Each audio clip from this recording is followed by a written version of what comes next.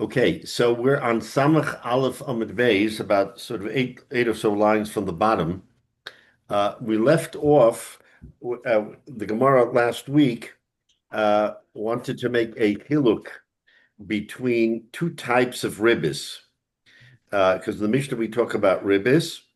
So the two types of ribbis between Deraisa and Rabbanan are classified as ribbis ketzutza and avak ribbis. Ribbis ketzutza is the what we know as sort of lender's interest. It's an interest that you establish at the time that you're making the loan. It's very clear. It's upfront.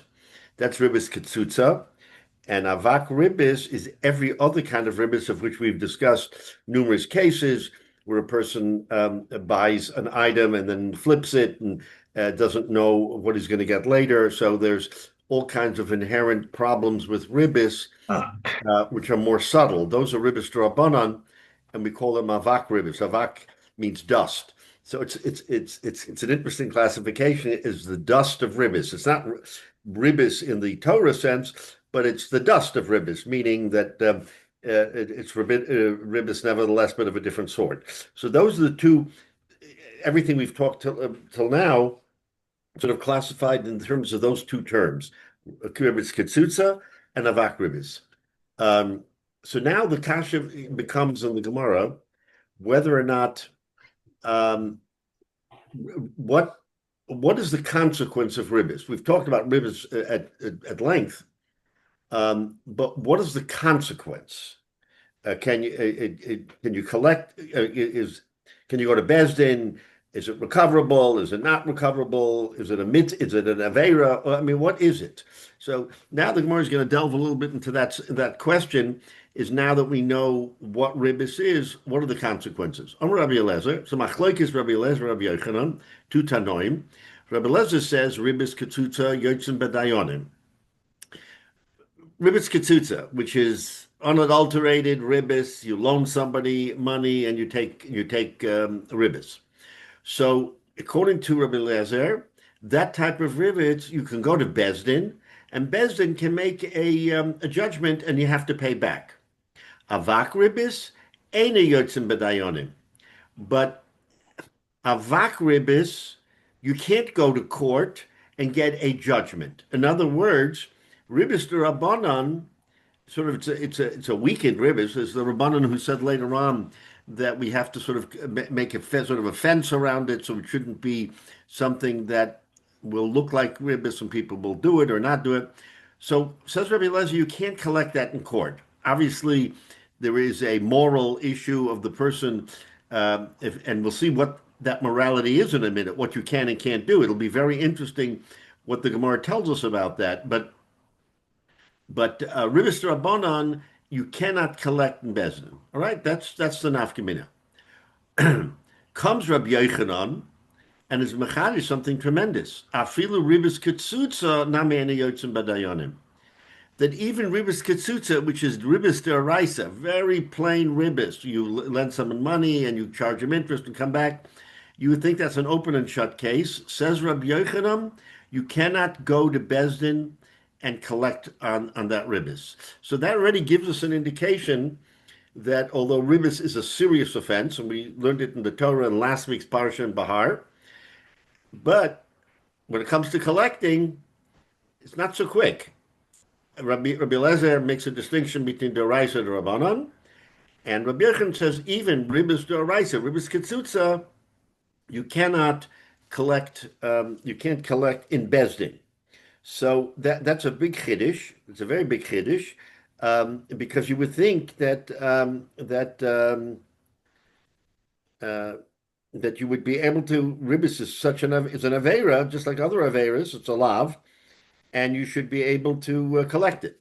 So that's the machlokes. Now the Gemara is going to go in deeper and wants to understand, especially Rabbi Yochanan. Rabbi Eliezer, okay, maybe we understand that midaraisa, there's a distinction between deraisa and rabbanan. Deraisa you can collect, rabbanan you can't collect, and that's also not clear. But at least we can wrap our heads around that. But Rabbi Yochanan to say that ribbis deraisa, ribbis ketzutza you can't collect, what's the source? Amar Rabbi Yitzchak, My time at Rabbi Yochanan. So now comes Rabbi Yitzchak and says, what's the reason Rabbi Yochanan why he says that? So he says the Omar Kra, the pasuk says, "Vaneshech noson v'tarbis lokach v'su lo yichye es kol hatoevis ve'ela osa." So the pasuk tells us this. I think it's a pasuk in Yecheskel where the Rashi brings it down, where the following is said that someone who lent an interest or took interest, meaning even the borrower, we talked about that the borrower is equally culpable. Vochai, should he live? In other words, is this an isser punishable by death for someone who collects interest? That's the pasuk. Lo yichye, right? So the pasuk says lo yichye as kol hatoevis ve'elo asa because he has done such a terrible thing. Now let's think about this a minute. Ribis, taking interest from somebody else, that's punishable by death? I mean, it defies really our thinking when we think of all of the Isurim of which there is a death penalty. We think of far more egregious averis than ribis. Would How that is be min shemayim rather than Besdin? so what does it mean? What does it mean he's subject to death? Um, so um, so all right. So hold that for a minute. So the Gemara then goes on, Lemisa nitan velo lihishavon. So the pasuk is telling us that there is misa, and you're right, it's misa b'dei shemayim, Jay, it's misa b'dei shemayim, but you can't do tshuva, so therefore you don't have to return it. In other words, if instantly after you do this act of ribis, you are immediately punishable by misa b'dei shemayim, and there's no reversing that. Can you imagine that there's no chance to do tshuva when you do such an egregious sin? And is it as egregious as shvichas damim and all the others? And nevertheless, he says, because you're chayiv mitzvah shemayim, therefore you don't have to pay back. Again, that's an amazing thing. So Rabbi Yochanan says there's a pasuk that says that you're chayiv mitzvah shemayim, therefore you might as well keep the money because there's no one's going to press you. It's too late. It's too late. But Rabbi, That's an amazing thing. Yeah, go ahead, Michael. but this is a pasuk in Navi, Right. not in the Torah. So is this halacha Moshe Misinai? Well, we say that, yeah, in Nevi'im, that the Nevi'im had the nevuah that came from Sinai. So we have. If it's a capital punishment, you would think that the Torah would specify. Right. So the Torah itself doesn't say it. You're right. The Torah doesn't say it's a gesund, but nevertheless, we say that the Torah's Moshe Sinai was passed through the Nevi'im. So even though it's not front and center in the Torah, and it's a good question, why not? Nevertheless, the fact that it's brought down in go ahead, Masha. What doesn't make sense about this is as follows: we say that, for example, so we say lo tignov in the Dibros, that's really referring to kidnapping, stealing a person, but normal stealing of money. Okay, if I steal, you have $100 and I steal it. There's paying back. There might be korbanos, this, that, the other. But it's not punishable by death in any way. But here we're saying is This is somebody borrows $100 from somebody else and pays them back 105. Now you're punishable by death. I mean, that's just the money. Worse than stealing. It sounds like, and that's the point, Menashe, that is an extremely difficult thing to wrap our heads around, and so we have to go further into the Gemara. But it's at least initially, as we discuss it, how can it be that ribis should be such a harsh punishment? A, you can't do tshuva. It's misa b'dei shemayim, and the upshot is because you can't do tshuva, you don't have to return. I mean, you can return it, but you don't have to return it. Therefore, Rabbi Yochanan says you can't. Bezdin has no shlita. Bezdin has no control over it, whereas according to Rabbi Eliezer he does, but according to Rabbi Yochanan, it's as harsh a punishment as you can possibly imagine, and therefore there's no human way of forcing someone to pay back because the deed is done. Well, I mean, maybe morally you want to pay back, but you're already chayav misa b'nei shemayim. So someone may have a heartfelt tshuva, but too little, too late. That's what the Gemara seems to be telling us. That's what the Gemara. Do we have other examples where somebody does an avera and instantly the punishment is sealed? That there's not only no tshuva, there's no time to even do anything. Well, but we know with the capital sins of shvichas damim, gilui arayos, those capital avodah zarah, those sins are also, if you not tshuvable. I mean, you can't do tshuva after you kill somebody. I mean, and after you do gilui arayos, you can't do tshuva. Those are, but how do you compare that to ribbis? I mean, it's one thing to say if it's an egregious sin like capital punishment, like a capital sin, okay, you commit murder. So we're going to see the source of this in a minute, because in an event, you'll see from the pasuk in the Torah that the Torah compares ribbis to shvichas damim. We're going to see that in a minute. But I'm just making the point that it's shvichas damim, because of the words in the Torah are interpreted that if you take ribbis from someone, it says, and someone obviously in the pasuk, in the context of the pasuk, you're talking about your mushachicha is a poor person, not talking about lending to a wealthy person. The sin is the same, but the concept is when you lend money to a poor person who doesn't have very much and you charge him interest, you're literally killing him in the sense that he now doesn't have the ability to survive because he's barely making it. You're lending him money so that he can buy food and stuff. And now you want to take ribbis on top of that. That's how harsh a punishment. So it's an awful thing, but it's repairable. I mean, it's not irreparable. You can restore and even pay a penalty. This is a monetary damage. It's not like embarrassing a person, which you can't take back. Right. You can correct this, and yet it's treated as a shvichas damim. I'm sure we'll go into more detail about this. Right. It's just an oxymoron. Right. So you're quoting Rabbi Eliezer. Clearly, Rabbi Eliezer says there's room for tshuva, there's room for payback, there's room for everything. It's Rabbi Yochanan who's taking such a hard tack. I mean, the halacha is not like Rabbi Yochanan, but it's Rabbi Yochanan who takes such a hard tack, and the Gemara is going to go on now and tell us other sources for Rabbi Yochanan, because Rabbi Yochanan is the difficulty here. Rabbi Eliezer makes perfect sense. Rabbi Yochanan is the difficulty. So the first sort of tranche is the pasuk in Yecheskel. Okay, now let's go a little bit further. So the Gemara wants to tell us not only is this a source from Navi, but there's a Torah source to your question, David, about where is it? Halacha l'Moshe Sinai. Omakra, Rav Ada Ba'avam, Rav Ada Ba'avam says Omakra, says in the pasuk, Al tikoch me'ito neshech v'tarbis v'yoreisa malakecho. Right?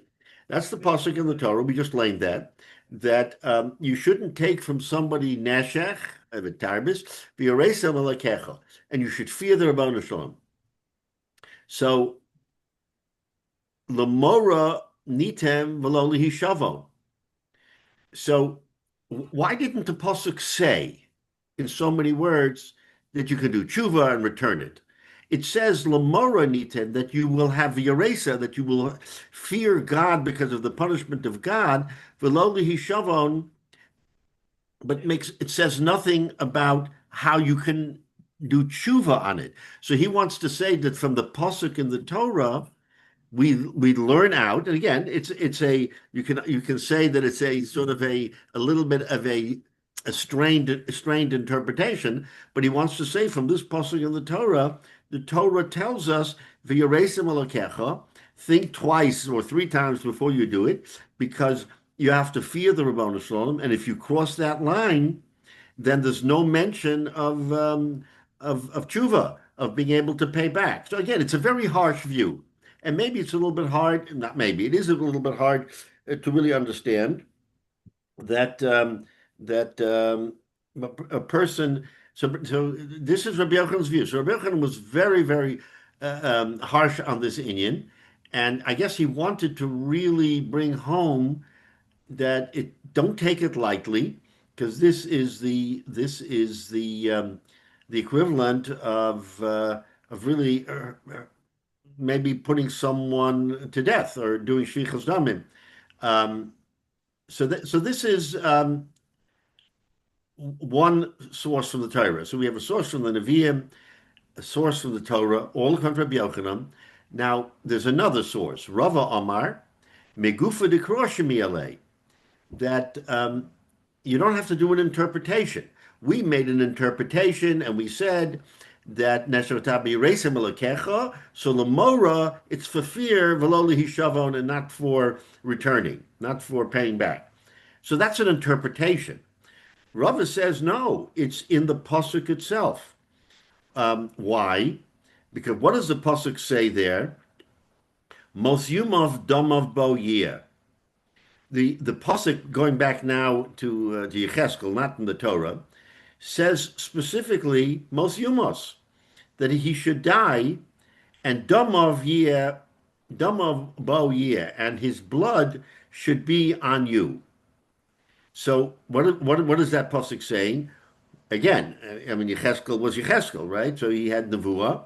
And so the pasuk makes very clear, Hukshemal v'ribis l'shoichi damim, that someone who lends with ribis is compared to someone who is shvichas damim. And shvichas damim is one of the sins for which there is no tshuva. You cannot do tshuva because the act is done, and you no longer can take back. So again, we're talking about this machlokes. We see how passionate now. The halach is not like that, but Rabbi Yochanan at least took the position that ribis is such a terrible avera that you have to stay away from it. Now again, the Torah says v'yireisim elakecha, so we learn from the Torah that you have to fear God as a result of it, and that's the interpretation. But he's saying that's just an interpretation from the pasuk. From the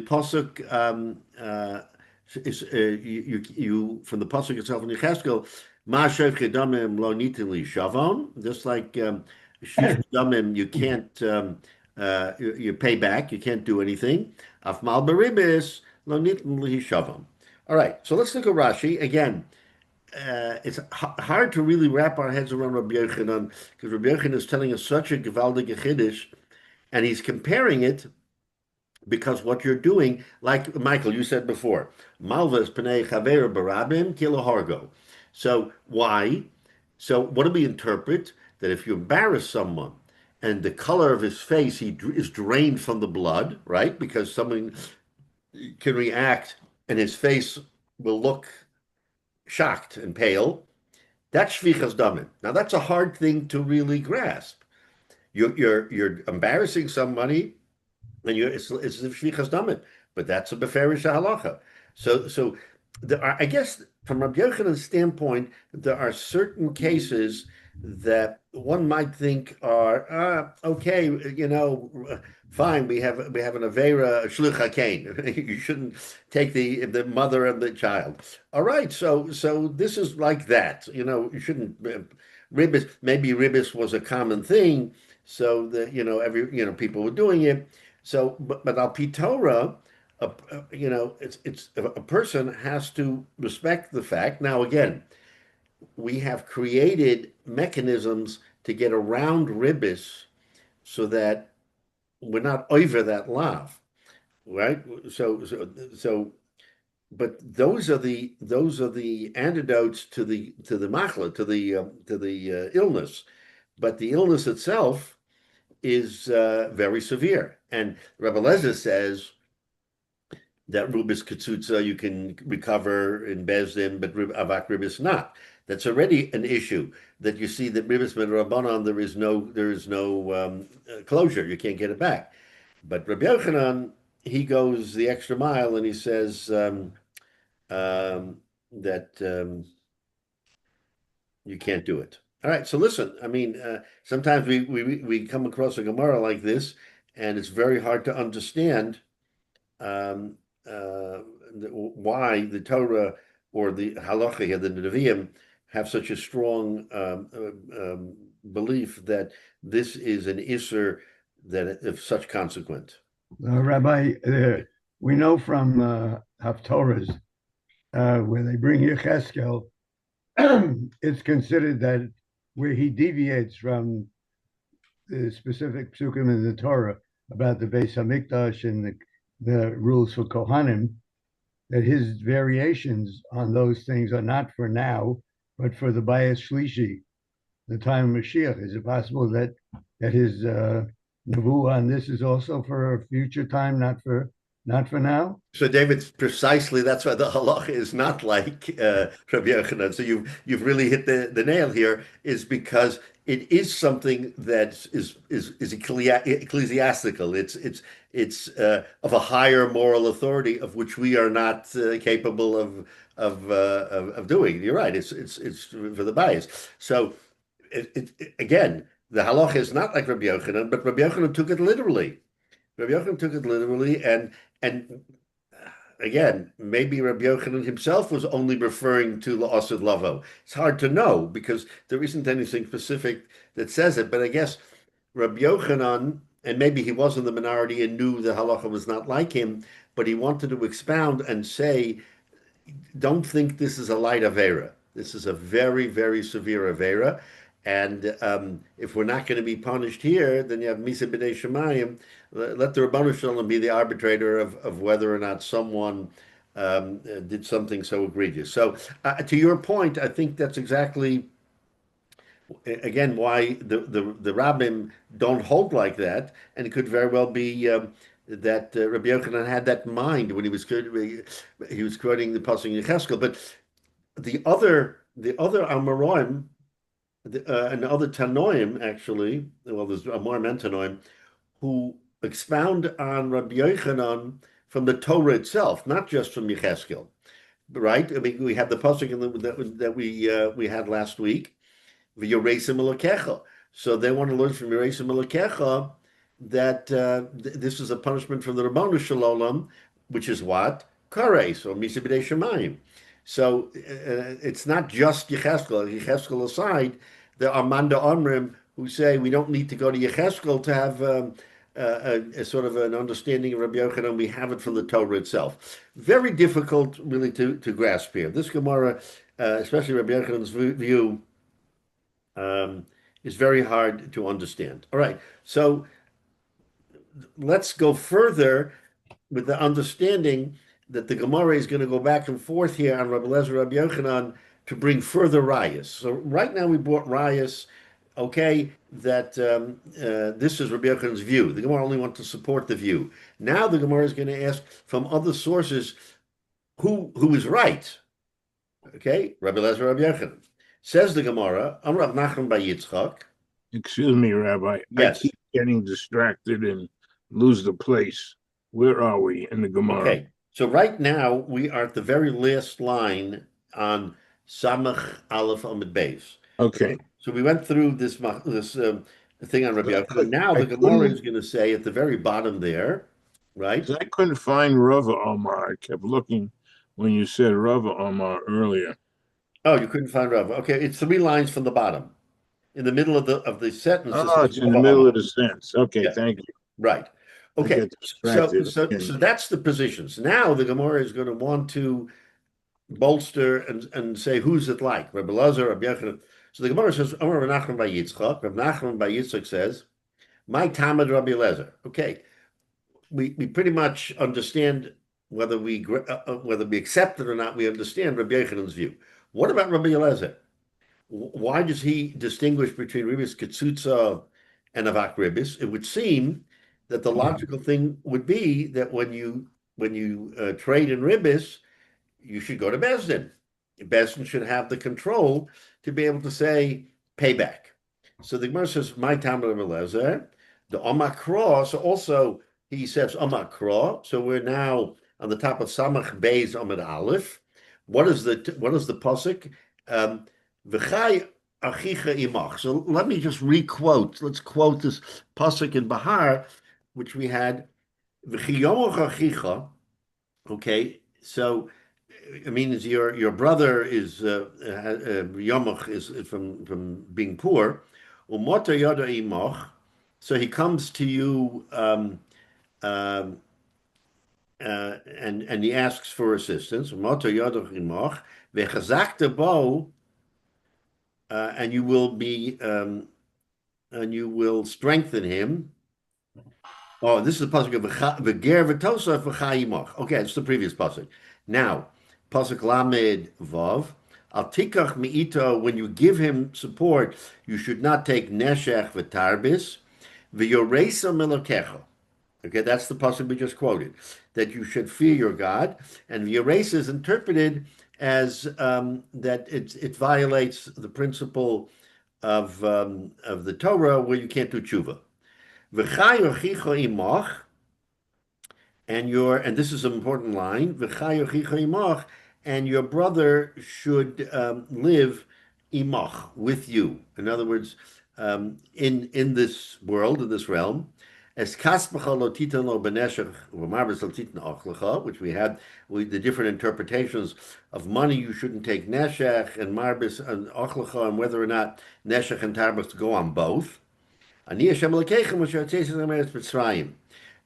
the pasuk of Yetzias Mitzrayim, again to show that whatever you do, the Rebbeinu Shalom, just like he understood the very complicated way of Bechoros, who was a Bechor, who was not a Bechor, the time of Mitzrayim, that same Rebbeinu Shalom, don't think you'll get away with it. He'll understand even if you do chicanery, like we said, if you prompt a goy to make the loan your money, but through a goy, which is no ribbis, there's no ribbis halacha by a goy, the Rosh Hashanah will catch up. So you can't do anything there. So it says that your brother should live with you.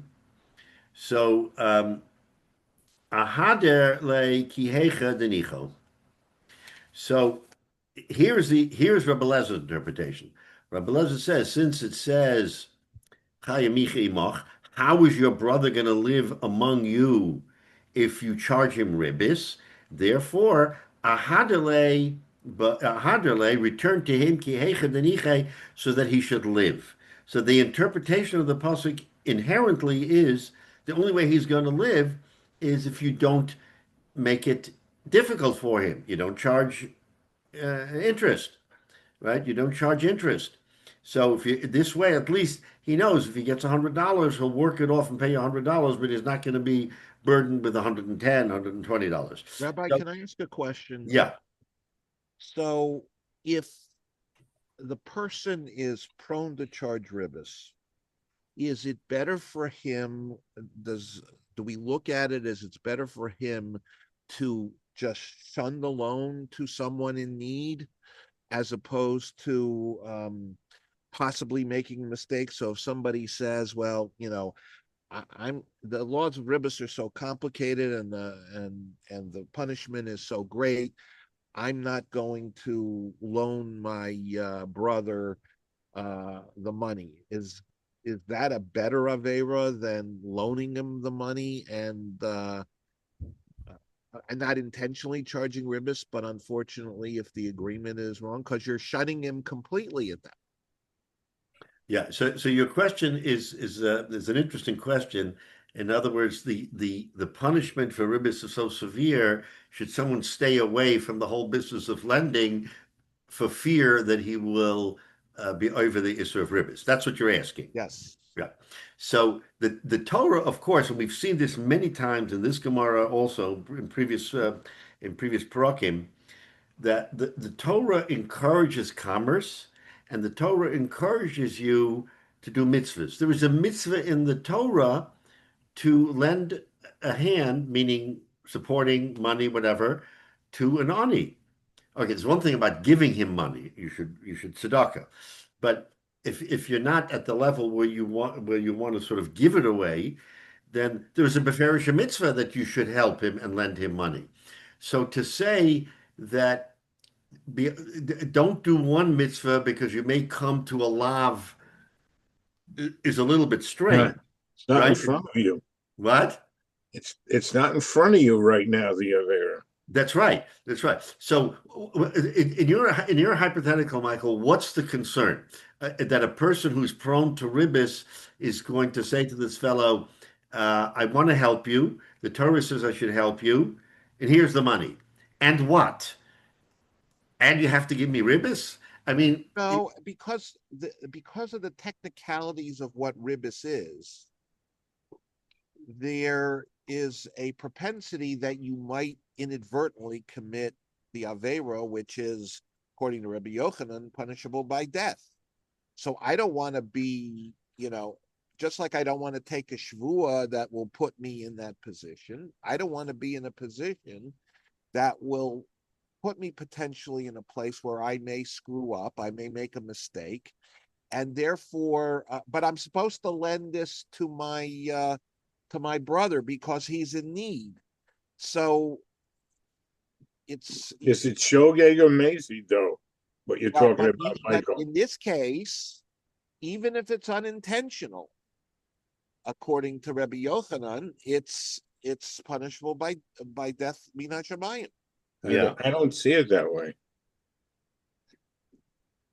So it has to be by Yochanan says it has to be by mazy, not shogeg. I don't know. Well, so this begs another question. Okay, you make an excellent point. How does one not know whether he's given ribbis or not? I mean, either you're giving or not giving, right? It should be fairly clear on its face. And we don't we don't have any indication from Rabbi Yochanan's position whether he's talking about ribbis ketzutza or a vak ribbis. In other words, ribbis ketzutza, everybody knows. I mean, it's so clear. I'm giving you $100, you're giving me 110. Now, you can't not understand that that's ribbis. The real question is, if you do a business transaction, and in that business transaction, which is ribbis d'Rabbanan, there's ribbis, that's where I think your question really is, Michael. But you're giving, so you give security. Let's say you give someone a loan and you give them security and the security appreciates and you end up taking the security. So you've made money on him. We run into a situation where the potential is there because you have a security interest in something. You can always take the security interest in replace of that. Now, you're supposed to give back the differential, but how do you value that? I mean, there are all sorts of combinations and permutations that potentially provide the pitfall for ribbis, in which case you may not have done it intentionally, but you laid a trap because of executing something. Right. So to Jay's point, I think first of all you're right that we're talking about ribbis b'mezid.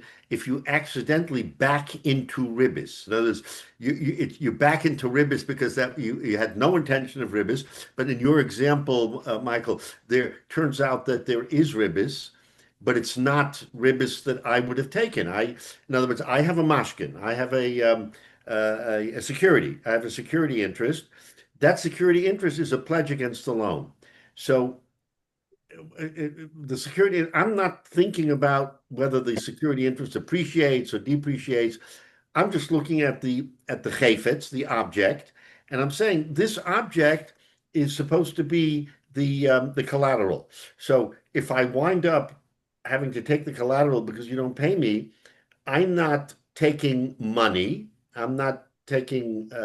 I'm taking something that we agreed upon would be the correct payment to me for the loan. So I'm not even sure that in that case there is an inyan of ribbis because it appreciated, because you didn't enunciate it, and certainly wasn't b'mezid, to Jay's point. Rabbi, the security interest might be worth more. It could be worth the same. It could be worth less, but it also could be worth more at the time that it's actually given as a security interest just to secure the loan because I need the cash, the liquidity right now. So, Right. you. But that's a whole different parsha. I think the Gemara may address that later, but you're hitting on something that is not it's difficult, but is not in our classic term of ribis, is because we're not we're saying that you and I agree, we both agree in a business transaction that this will be the collateral, okay? And if you were to say to me, I'm giving you more collateral than the loan is worth. In other words, I'm borrowing $1,000, but I'm giving you my watches, which is worth $2,000, right?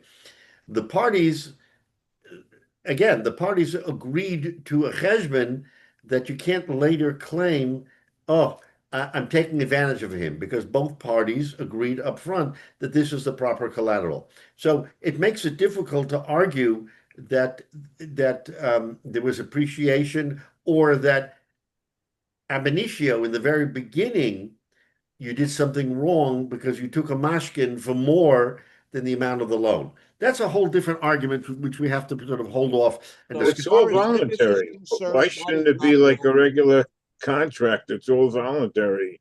I'll take your watch. You giving me, you're offering the watch, so I'll ribis. take the watch. Yeah. So that's not ribis, even though, I mean, we went through everything with Ona about how you can't do more or less. It has to be within a certain range and so on and so forth, or there's Ona. So if it's But mutual, Ono is in a sale, Michael. Ono is in a sale. only in a sale. Only in a sale.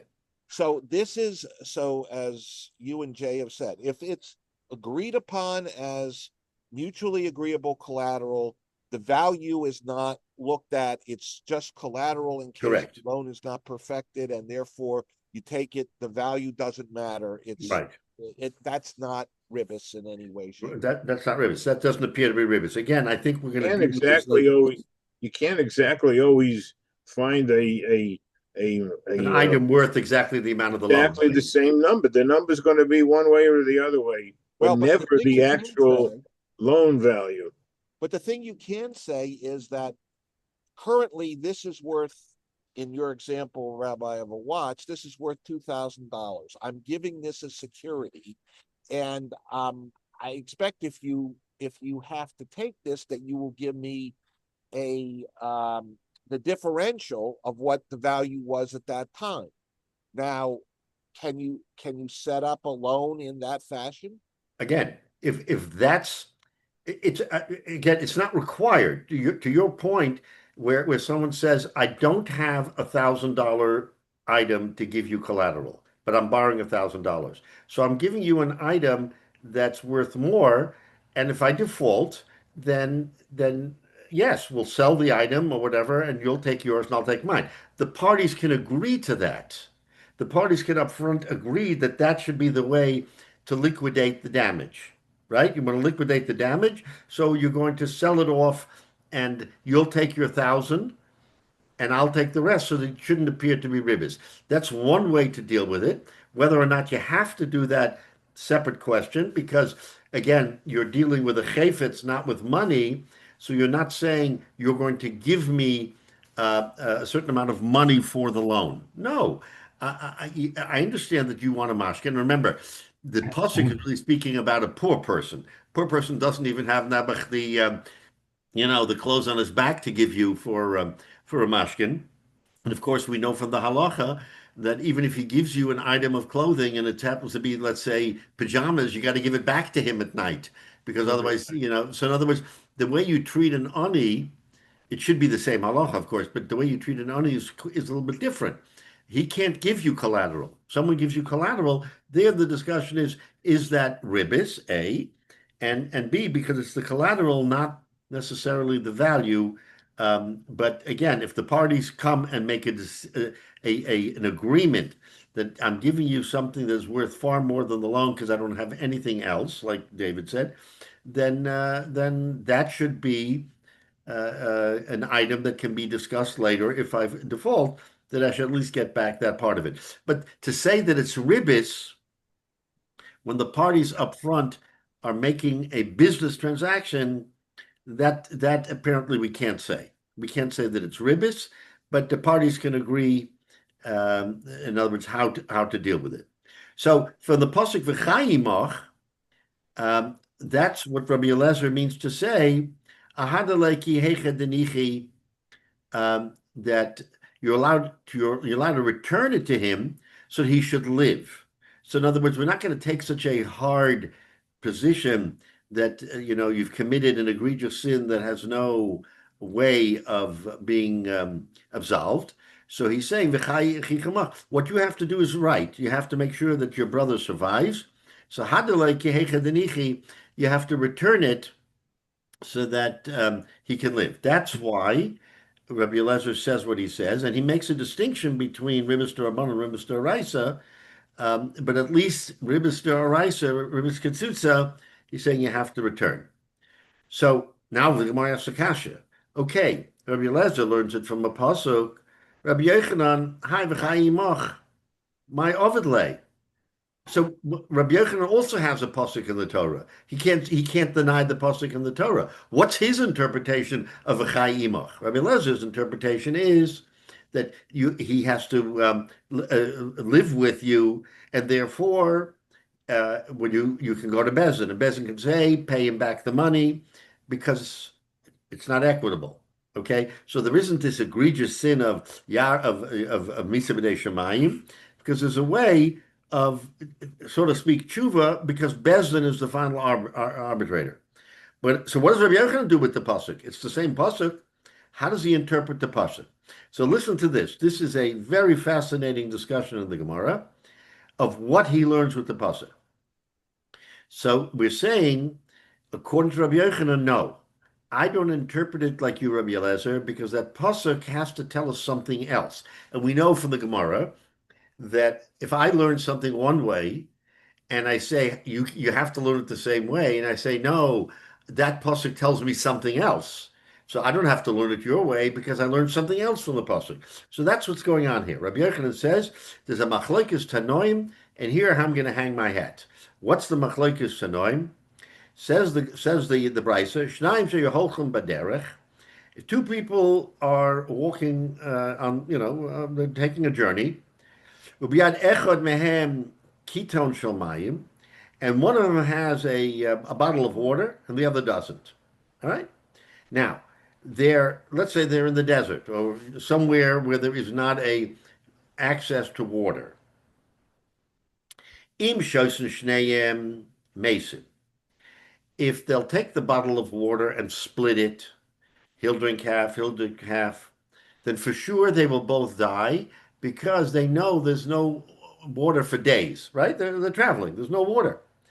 So then they'll both die. Okay?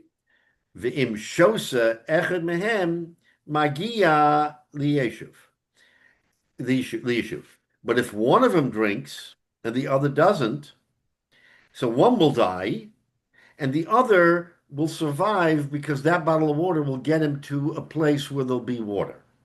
This is a moral dilemma, right? It's a moral dilemma. What should one do in that situation? So this is a machlokes tanoim. Dorash ben Petura. So ben Petura said, "Mutav sheyishtu shneim v'mesu." It's better that both of them drink and both of them will die. Va'al yira echad mehem b'misaso shel chavero. One person shouldn't sort of hog all the water and be witness to the demise of his friend. So it's a moral issue, and Ben Petura says morally a person cannot be in a position where he specifically is causing the death of his friend because he's not sharing his water. It's not as if to say, oh, happenstance, the Ribbono Shel Olam will intervene and maybe he won't die. He'll die. There's no question he'll die. He doesn't have water, and it's days away. So Ben Petura says the thing, and maybe within logic we might agree to that. Okay, it's debatable. Comes Rabbi Akiva much later. Atshabor Rabbi Akiva. What does Rabbi Akiva say? V'chai ich achicha imach. There's a pasuk in the Torah which we just read that your brother should live imach with you. Chayecha kodmin l'chaye chavercha. You have to ensure your life so that your friend can live with you.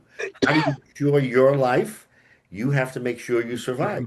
So if you have the bottle of water and you share it with him, neither of you will live. And the pasuk says, "V'chai imach," he should live with you. So that's a gewaldige chiddush. The Rabbi Akiva is saying that from "Chai imach" we say, and that's a chayecha kodmin l'chai chavercha. First of all, you have to take care of your life, make sure you're alive, and then assist your friend. If unfortunately, by ensuring your life, you're putting your friend in jeopardy. Again, and somchan ala nes, but who knows? you know, um, again, the view of Rebbe Tura is not an uncommon view that the mitzvah today, do the mitzvah, help him, and the Baruch Shalom will somehow intervene, and maybe there will be, you'll meet a caravan, or you'll find some other water, this, that, and the other, right? I mean, the here and the now, you can preserve his life. That was Ben Petura, and that was the way it was thought of. But Rabbi Akiva is Machadish, and that's what Rabbi Yochanan is saying, that the pasuk of Achayachicha refers to such a situation where lives are at stake, and the halacha is that your life is before the life of someone else. But with regard to the issue of ribbis, I don't use that pasuk. Rabbi Lezer wants to use that pasuk for ribbis, and Rabbi Yochanan says no, has nothing to do with ribbis. That has to do with a situation where lives are at stake, as this brisa presents. So again, we see a tremendous difference in the way the Amoraim and the Tanoim thought, and but again, of course, Rabbi Akiva makes a profound statement, is because based on this halacha, therefore it's an eye opener. I mean, to me, when I read the brisa, I said, "Yeah, that's right." I mean, the halacha is v'chayim micha, and that halacha to preserve one's life is that sort of covers all the areas where lives are at stake. Is that you come first? Your life comes first. And by the way, from this, we learn and interpret the very famous interpretation. If someone's born laharog is yarog tchila. That if someone comes to take your life, you have to take his life, because your life is your responsibility. Again, in that case, it's more clear because someone wants to take your life. But let's say in the case of an accident, where you can save yourself, but you can't save your friend, what should you do? I mean, these are moral dilemmas. But again, the halacha of v'chayimach is how we learn pshat, that you have to take care of yourself first. So anyway, that's the interpretation of the Gemara in Rabbi Eliezer. And that's the interpretation in Rabbi Yochanan. So according to Rabbi Yochanan, that's why we have the pasuk. So now, okay, so Ad Kan, we've tried to explain Rabbi Eliezer and Rabbi Yochanan, and we say that they each hang their hat on a different pasuk. Therefore, each one has Lishitaso has a position. So now the kasha. So we're going to go back to ask Rabbi Yochanan. On Rabbi Yochanan, okay, we say that at least according to Rabbi Eliezer, Ribbis Ketzutza is recoverable in Bezdin, Avak Ribbis is not. According to Rabbi Yochanan, nothing is recoverable. Frek the Gemara, Mesave, Alaska Kasha, on Rabbi Yochanan. And this is also a fascinating case. If, let's say, the father took ribbis and he died, and he left an inheritance for his children, which was ribbis, clearly ribbis. So what do you do? What is the obligation on the children And by the way, this is not so far-fetched. When if a parent was a not such a good guy, a criminal or whatever, what achrayus is there on the children on the estate? Says so. The Gemara says afal pi. So this is the afal pi yodim shehin ribis. Even though the children know that their father traded in ribis and it was improper, says the Gemara, Einan chayovim lachziran, they do not have to, they don't have to return it. That's what the Brisa says. So now we're going to learn from that Brisa. Okay, you're telling me that the Yarshim don't have to return. Well, avian chaim lahachzir. So from the Seifa, we interpret the Reisha. If the Seifa says that the children don't have to return, so Mistama, the father has to return. Right? Otherwise, what's the Chiddush? So therefore, this is a kasha on Rabbi Yochanan. Rabbi Yochanan says that if a person takes ribis, he doesn't have to return it at all. From this brisa, the Seifa tells us what the Reisha means. The Seifa tells us that the children do not have to, and we understand, we take from that the father himself had an achrayus to return. So why are you telling me, Rabbi Yochanan, there's not even an achrayus to return? Forget about the punishments and everything else. We see that there is a achrayus to return because the fact is that the man himself can do that. So the Gemara says, but do the children always have to pay the debts of a father who passes away? So that is the overarching question. What is the achrayus? So according to this Gemara, there is no achrayus, there is no responsibility. We're going to see a minute an exception. Okay, so there is no requirement of a child to pay back a legal requirement. There may be a moral requirement, right? Okay, that a person wants to feel he's morally obligated, but there's no halachic requirement that he has to repay. So all the Gemara wants to say is if there's no requirement on the children, so therefore there must be a requirement on the father to tell us the chiddush. That otherwise, what's the chiddush? What's the chiddush that the children don't have an achrayus? So anyway, so that's the kasha on Rabbi Yochanan. So where's the chiddush here? Huh? Where's the chiddush? I'm not following. No. What we're saying is that if the brisa has to tell us specifically, why does the brisa have to tell us that the children don't have to return? Nobody has to return. Not the father, not the children. So if the father has no achrayus, the children have no achrayus. But if you're telling me that specifically the children don't have an achrayus and you don't mention the father, then we can understand from that the father does have an achrayus. The father, but it wasn't mentioned. I mean, you're looking for that's the point. No, that's the point. Because it wasn't mentioned, we can interpret. That there was a chiyuv. Only on the children there's no chiyuv, but he died. Right. So there was, in other words, he died, but there was an actual chiyuv. Yes, he didn't pay, but there was a chiyuv. How can Rabbi Yochanan say there's no chiyuv? Rabbi Yochanan said there isn't even a requirement, not even to begin with. And according to this brisa, we can interpret that there was a requirement to return. That's what the Gemara is trying to tell us. So the Gemara answers, "Bedinhu," that it's a din. The avia nami lo mechayev lahachzir. That according to Rabbi Yochanan, the father didn't have to.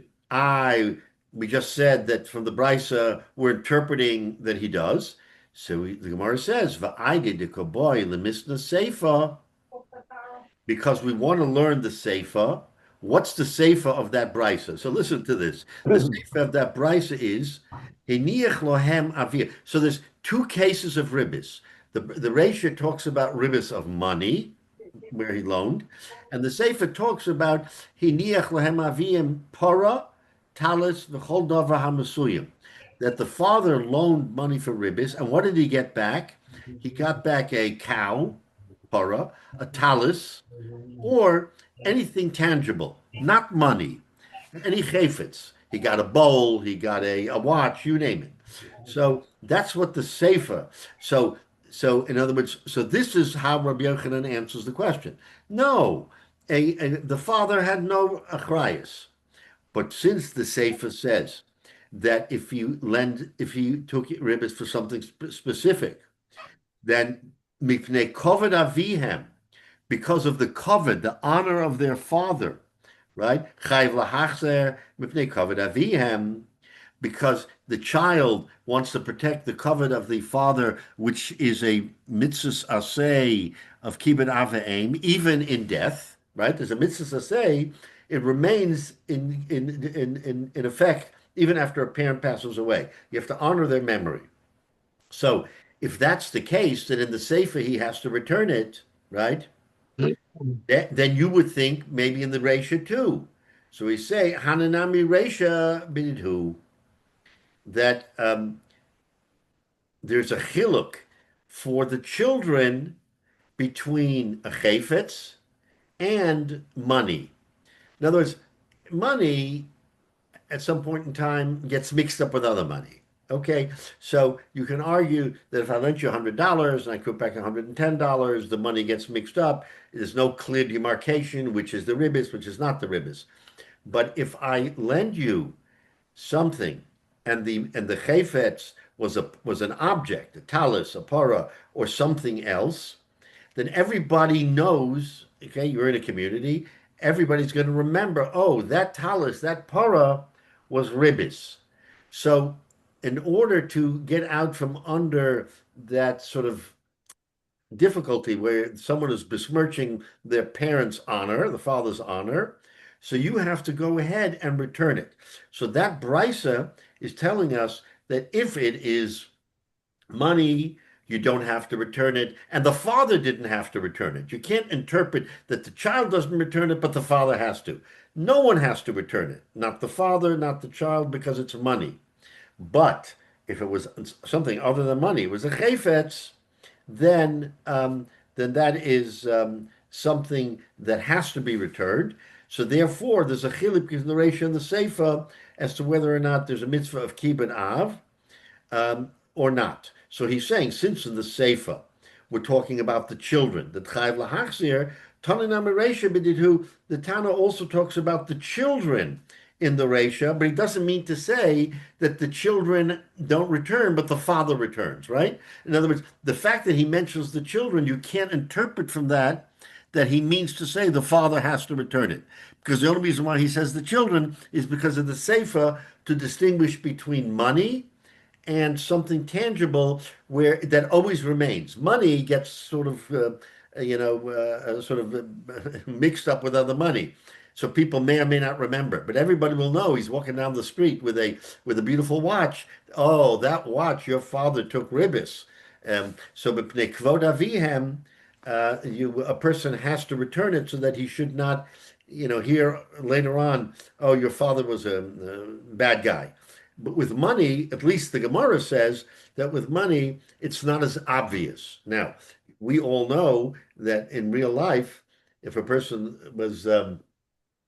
took ribbis, unfortunately, that becomes something that maybe has a label attached to him, that he was a usurer, or he took ribbis, or he did this, or he did that. But in the eyes of the Gemara, there is a chiluk between something that a person sees all the time, such as an object, and something a person doesn't see because money is fungible. Money gets mixed up with money. Interesting distinction, and we could argue it.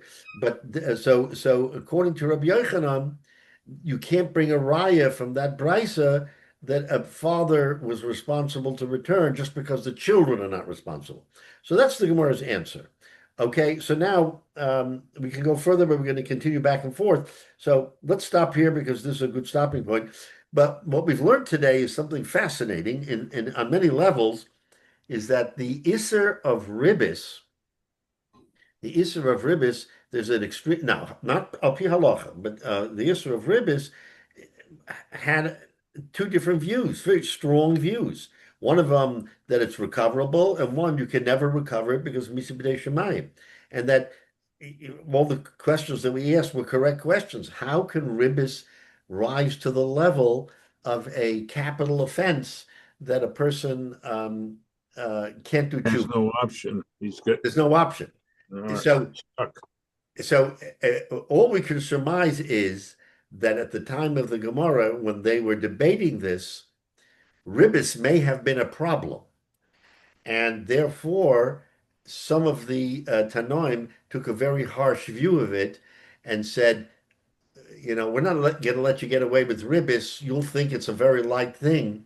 Ribis is akin to shvichas damim. I mean, that's the only way we can understand at the time why they came out with such a strong edict, according to Rabbi Yochanan, that ribis should be something again. Loss of lavo, who knows? The town of the base of Mikdash, maybe there won't be ribis, but again, the concept of ribis does not seem to flow along those lines. Therefore, the Loch is not like him. But certainly Rabbi Yochanan's view, and the Gemara goes back and forth trying to upend Rabbi Yochanan, and they can't seem to do it because every time they think they chapped him, Rabbi Yochanan has a teretz. He tells them, "No, you're telling me from this pasuk. No. That pasuk is for something else." So we see back and forth that this machlokes really resonates. So, Mitzvah next week we'll continue and get further into this sugya.